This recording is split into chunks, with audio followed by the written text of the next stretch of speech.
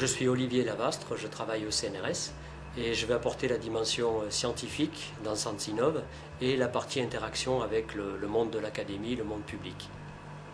Stéphane Burban, je suis président de Sensinov. Mon expérience du privé apportera le côté management dans cette entreprise. Sensinov, c'est quoi? C'est le diagnostic rapide. Le diagnostic rapide, tout le monde en a besoin, le particulier comme le professionnel, pour prendre une décision par rapport à une situation donnée.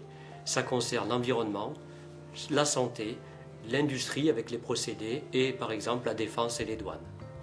La particularité et l'originalité de Sensinov, c'est d'avoir, en tant que cofondateur, Olivier et moi-même, le mélange du public et du privé, de l'ingénieur et du scientifique.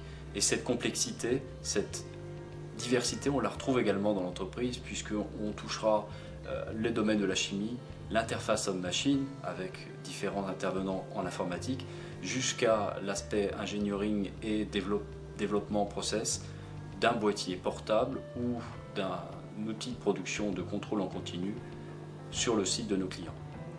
Donc le point de départ en fait, du projet est basé sur une réflexion. Les capteurs chimiques généralement utilisés pour le diagnostic ont une surface sensible et celle-ci peut s'altérer, se polluer et donc générer des analyses fausses. Donc nous avons développé et breveté avec des collègues chercheurs un nouveau concept basé sur des languettes à usage unique. À chaque analyse, on change la languette. La première activité stratégique, c'est l'analyse du portable SensoPlus qui a été breveté et qui permet, grâce à des languettes comme celle-ci, de pouvoir détecter des polluants ou des pesticides par exemple dans l'eau.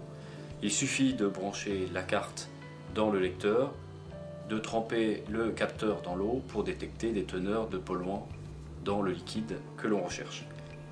Au niveau des prestations pour les clients, nous aurons deux aspects. Un qui va concerner les liquides.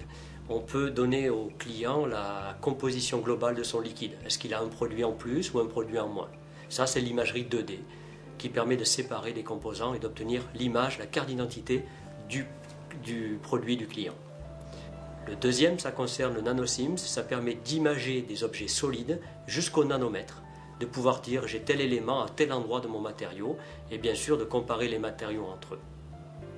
Le plan d'affaires établi pour Sensinov a démontré qu'à T0 on pouvait embaucher 2 salariés pour à horizon 2011 pouvoir embaucher jusqu'à 12 salariés. Et justement après le manager et le scientifique, les deux prochains seront un chimiste et quelqu'un qui travaille à l'interface capteur PC.